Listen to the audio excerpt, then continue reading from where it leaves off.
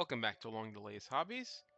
Today I decided to dig into my backlog where I found a Mordor Troll Drummer. Now, equipping a drum onto a Mordor Troll may not be the most optimal loadout decision, especially when you have a Orc drummer who can do the same job perfectly well.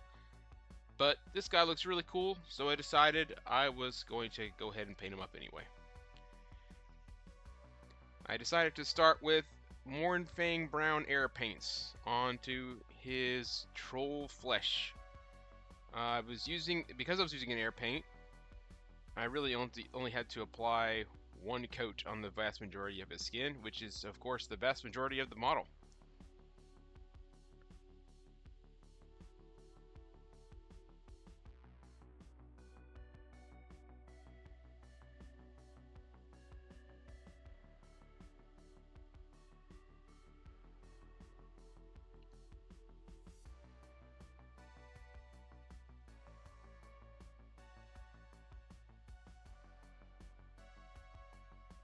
Just make sure you get all of those little areas. There's a few areas that almost look hidden. His ankles, little bits in between the straps and so forth. There's even more flesh on his backside. So this step, of course, will take quite a bit of time, but of course, once you're done with this step, you're nearly done base coating him.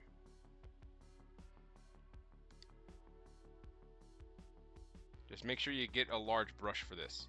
I used the size 4, but I could have probably gotten away with using an even larger brush.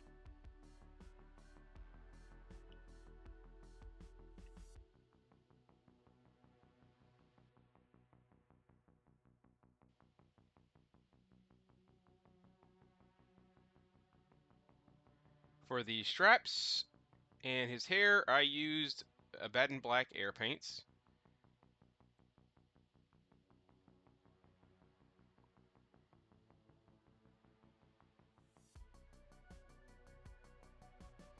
I decided to go for a black rather than a brown for his straps, just because I just wanted to kind of more of a contrast with his, skin, which is, kind of in the orange scale.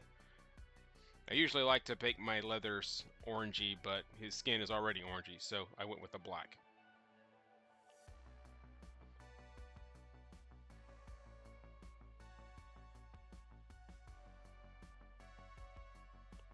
Now, the straps are actually a little tricky because they're very, very thick on the miniature, so make sure you get the sides, as you can see me doing here.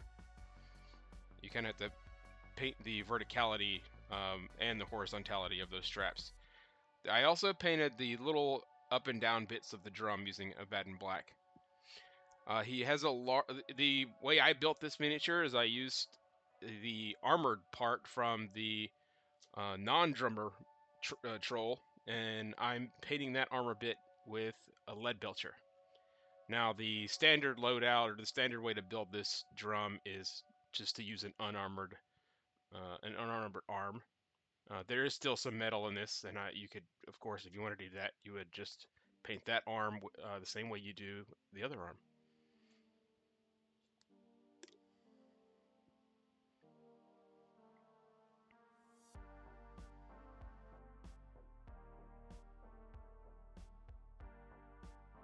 There's also little metallic bits on the bottom of the drum that I used lead belcher on.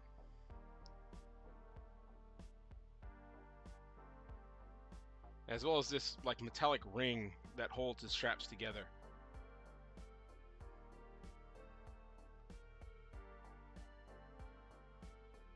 And next up, I'm going to paint his drum.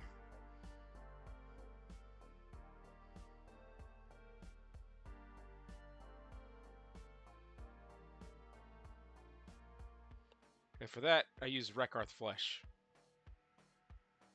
Now, Rekarth Flesh is not an air paint, obviously, so it did take me multiple coats to do this. It's a lighter paint. It's also a layer paint in addition to being a lighter paint, so I believe this took me about 3 coats to do. But I did, at the end of the day, I did like the result it gave. It did look like more of a drum that was made from a flesh skin, which is the intent. I don't want to think too hard about what flesh this drum is made from. I also used rackhard flesh on his drumsticks.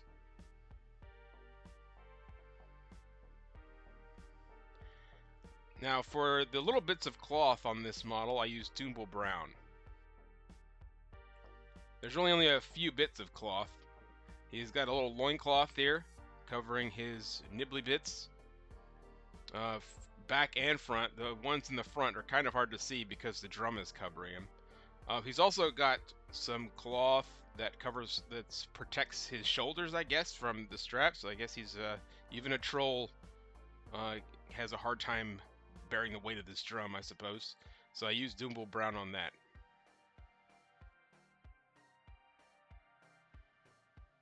And there's also a little bit of cloth beneath the armor. So I used Doomble Brown on that as well. You do have to turn the miniature almost upside down in order to get the front bit of cloth there, the front part of the loincloth.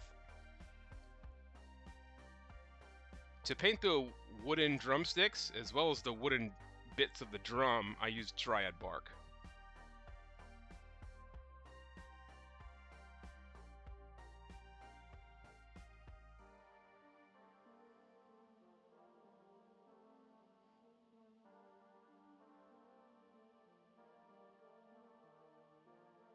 It's a little bit tricky to paint those little segments and panels of the drum with dryad bark, so just kind of use a finely pointed brush to get at those, and if you hit that Abaddon Black or the rackhard flesh, it's pretty simple to go back over it. And there are a few little bits of leather I painted with Rhinoxide. Primarily the leather straps holding his armor on.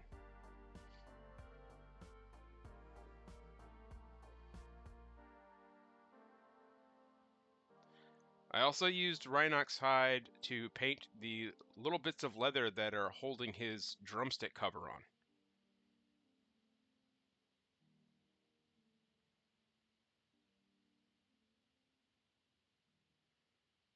Just to make them look a slightly different shade of brown, since there's already a lot of brown on this miniature. And speaking of brown, we're going to be washing all over our brown on this miniature with Agrexor Shade. Since the vast majority of this model is some shade of brown or another, the majority of this model is going to be shaded with Agrex. Almost all of it. The only things that we're not going to be shading are going to be the metals, as well as the Rackarth flash bits on the drum. Everything else is going to be washed all over with Agrex.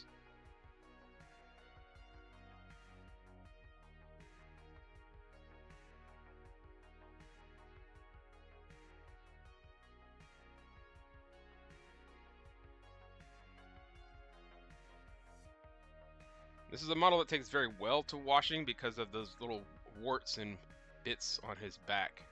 You can see the wash goes really well into the recesses, despite how big it is. On his front and on his legs, there you will see a little bit of coffee staining that happens. If you don't know what that is, it's when the shade pools in like a flat area, but we're going to fix that in a future step. So on the metals, I do use Nuln Oil, as well as on the few black parts of the model, which is the hair, as well as the straps.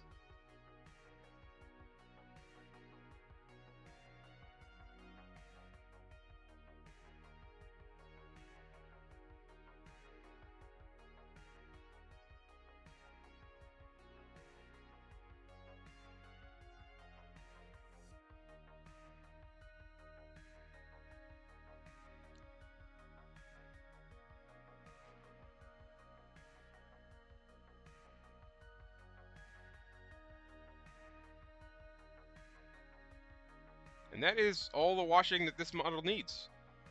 We're going to be bringing some of those base colors back out, as well as remediating some of that coffee staining that I mentioned earlier with a dry brush. So we're going to be dry brushing the skin up with another coat of Mournfang Brown Air.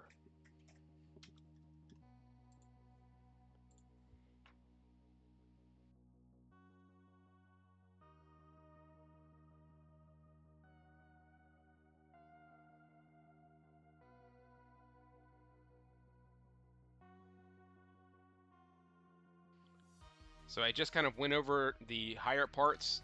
Essentially, the higher parts and flatter parts is where the coffee staining tended to happen anyway. But I went over those areas as well as the raised welts in the chest areas on his back. I then went back over the cloth with Doombull Brown, and I just kind of left the wash in the recesses, just to bring that color back out on the cloth and make the contrast a little bit more apparent.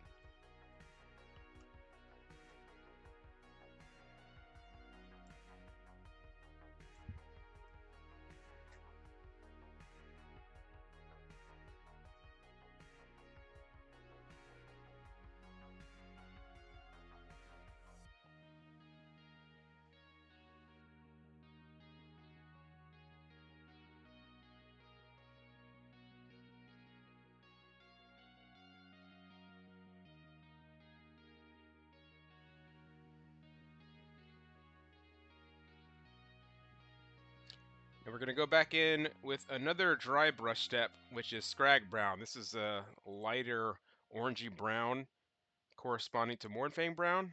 And I'm going to just do the same thing I did earlier, just a little bit lighter. I'm going to go over the raised welts again, the muscly, flatter bits, the chest area, the leg area.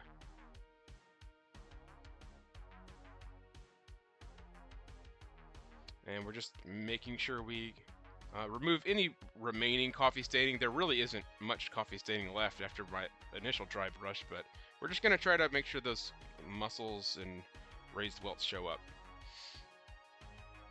and get some depth to the miniature.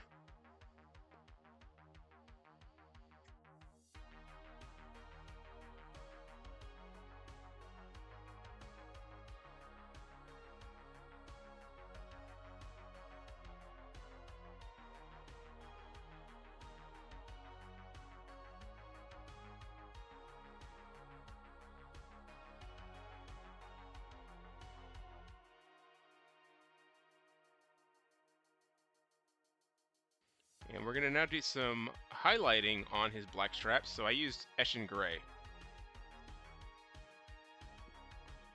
I wanted to get kind of a subtle highlight here. So Eshin Gray is almost the darkest gray, I believe, that's in the Games Workshop range. So it is still a very clear gray if you look at it, you know, kind of up close. But at the same time, it's still a darker gray highlight.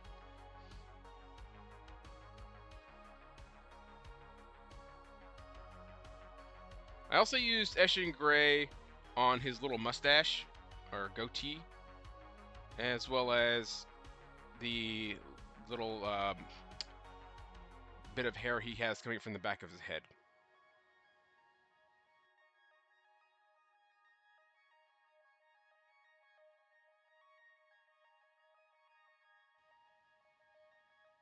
Now to highlight his cloth, I used Tuscarora fur, which is almost a pink color, I feel like. So I just use it on the edges, the bits of strap that are on his shoulders. It's really only on the sides of the miniature. Now for his loincloth, there are some little folds and so forth that I use the Tuscarora fur on.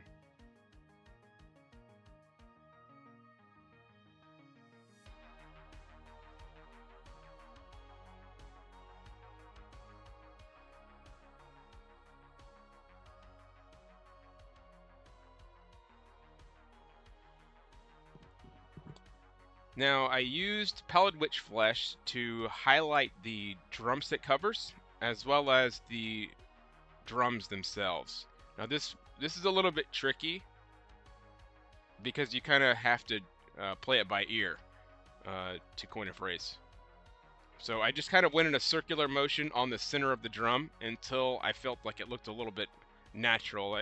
My intention was to make it look weathered in the center where he had been beating it repeatedly, so it would look a little bit more worn there. This is one area where you almost have to dry brush. You can't really, it's very difficult to use like a traditional brush method in this area. For his toenails and fingernails, I use Sigor Brown, which it's kind of my go-to color for painting toenails and fingernails for monsters. especially for brown monsters. It's a really good color that corresponds with brown skin. So because it immediately makes you think of there's a darker brown underneath their lighter brown skin. For his eyes and his teeth, I use Ulthuan Gray Air, straight out of the pot as usual.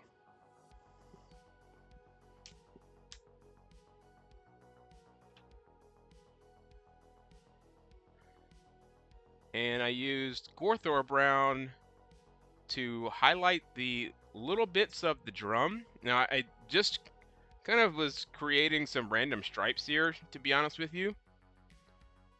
There's not really any rhyme or reason to how I did this. I just wanted to make it look as if it were carved or taken from actual wood.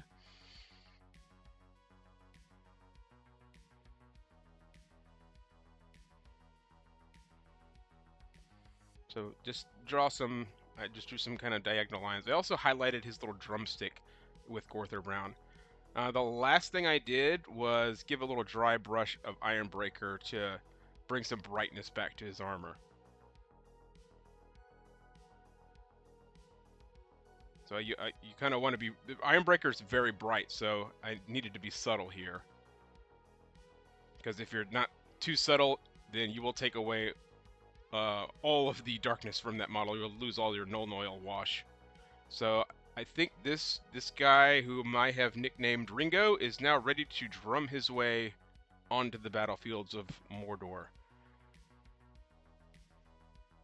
I've given him a few flowers onto his base. Thank you very much for watching, and I hope you have enjoyed this video.